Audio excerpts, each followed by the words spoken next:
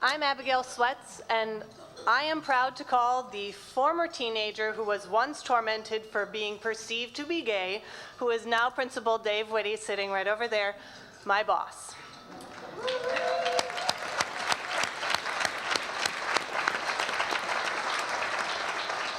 But actually, he's a lot more than that. He's also my leader. He is a leader around the entire McFarland district, not just in our school, concerning issues of diversity. But I don't have that much time, Brian J., so I'm going to focus on this year's journey towards having a GSA at our middle school. Dave has dreamed of having a GSA at our school for years and has worked tirelessly every single day to create a professional community that would stand by one.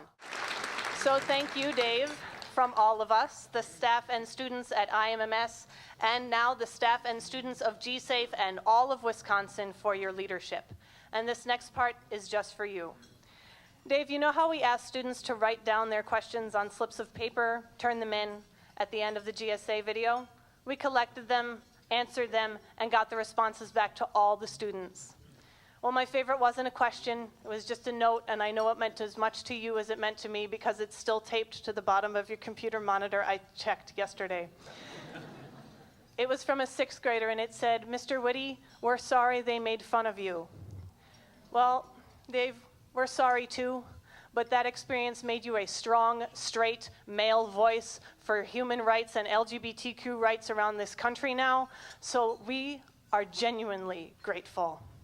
I now present to you the Educator of the Year from GSAFE, Mr. Dave Witte, Principal of Indian Mound Middle School in McFarland.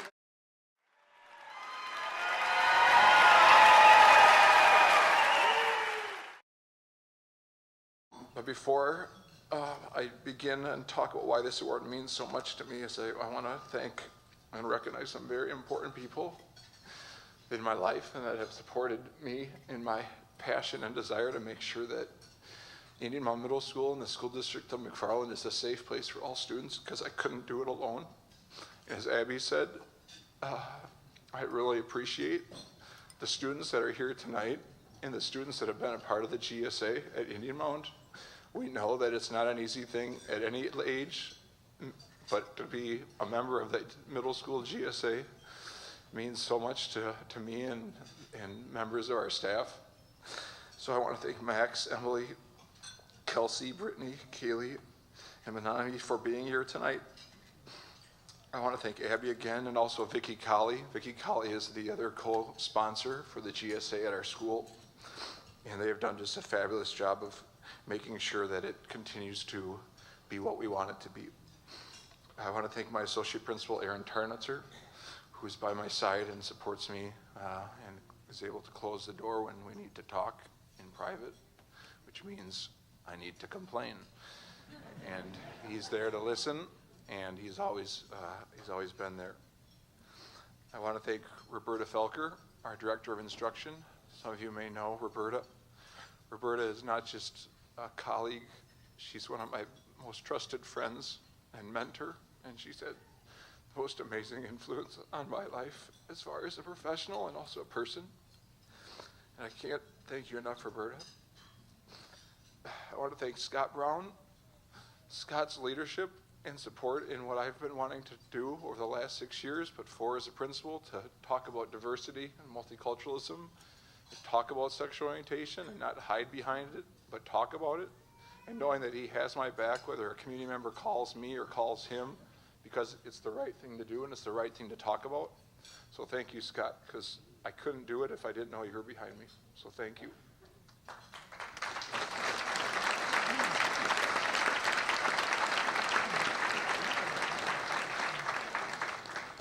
I want to thank my parents. They're both here tonight, Bob and Kathy Witte, and I'm going to talk a little bit about them a little later, but you know, without my parents, I wouldn't be who I am, so I love you so much. And finally, I want to thank my beautiful wife, Christina, who, oh, there she is, thanks. She's taking pictures. She's always there to support me through the tough times and the good times. But as an administrator, it can be a very rewarding job, but also a very isolating job, because you can't share what's going on to anyone except for fellow administrators and your wife. And so my wife has heard many, many stories, good and bad, about things, and she's always there to let me know that I'm doing the right thing. So I love you, Christina. Thank you.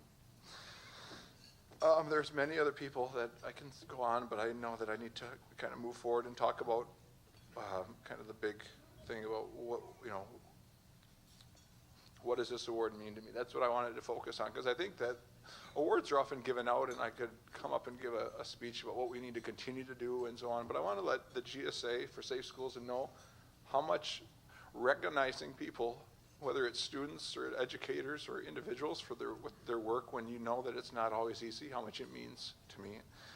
Part of my speech, I think, is kind of covered by the videos, but I will say that as I typed in my notes, I said, I admit that I feel like a small budget independent film director suddenly winning the Oscar. I mean, this is amazing. I am, I just doing the job and doing what I think is right, and to suddenly find out that I am the educator of the year and to be around all of you, 450 of you. Unfortunately, I didn't even know that this banquet existed prior to it. So I am really just so honored to have this award be presented to me. So I think what I want to do is just talk about why it means so much and why it fits in the theme of making it better, fits into McFarland.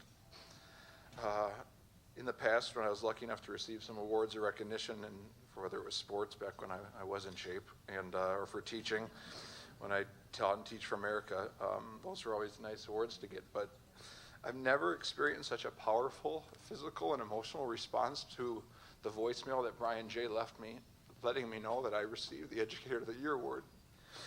It took me a long time to figure out why, and I think obviously you can see why, because it's personal to me, but I didn't necessarily know, and I kept asking myself, why does this award mean so much to me? Like, why am I emotional that I got this voicemail? Why did I keep listening to it?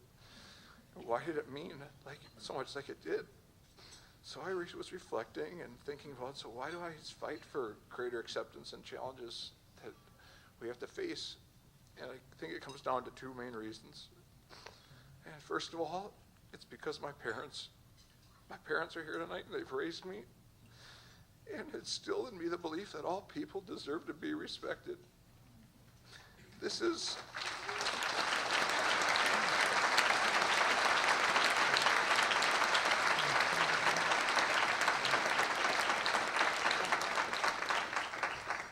this may sound a bit cliche, but without my parents and their beliefs and the way they practice their life and the things they've instilled in me, I don't know if I would be as passionate and adamant about making sure that we do move forward and talk about the things that are often difficult to talk about.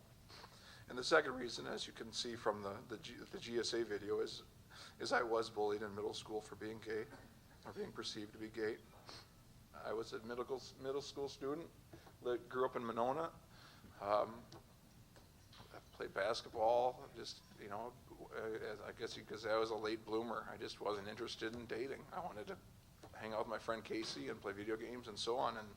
And then the rumors started, and people started to call me gay or fag, and the rumor spread. And because I didn't want to date a girl who was interested in me. And then I started questioning myself. I said, why aren't I interested in girls? Other people are. What? Am I gay? What are people thinking, and what are people saying? What if I am gay? What will I do? I was often sad and anxious, confused. I know this will be a shock, Mom and Dad, but I even thought about suicide because I didn't know what to do, and I just didn't know where to go. And I'll never forget how alone I felt at that time in my life as I continued to hear the whispers. But through this experience, I obviously know why this award means so much to me, and why Brian J's voicemail was such an important day in my entire life. Because I think what it comes down to is this, that students don't choose to be bullied. Students don't choose to have rumors spread about them. 8-year-olds, 10-year-olds, 12-year-olds, 17-year-olds, they don't choose to be harassed or physically assaulted because who they are, how they dress, and who they hang out with. People should not have to hide who they love or who they are attracted to.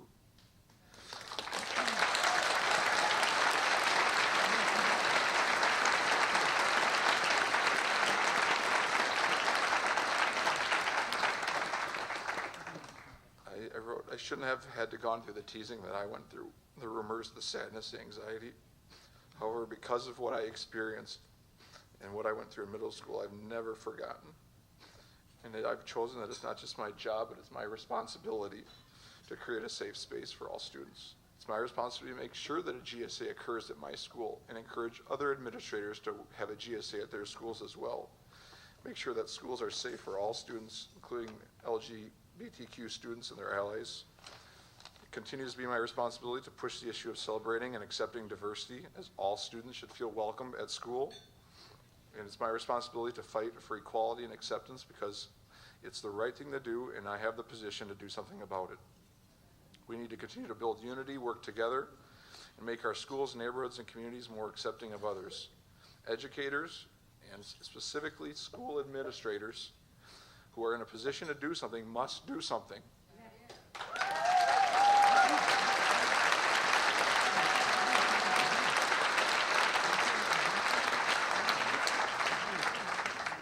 We have the ability to make change or start change, popular or not, and we should do it because it may prevent another suicide, another attack, another slur, another rumor. We have the power, we have the ability, and we need to use it because it's the right thing to do. Thank you so much for being here. I really appreciate it.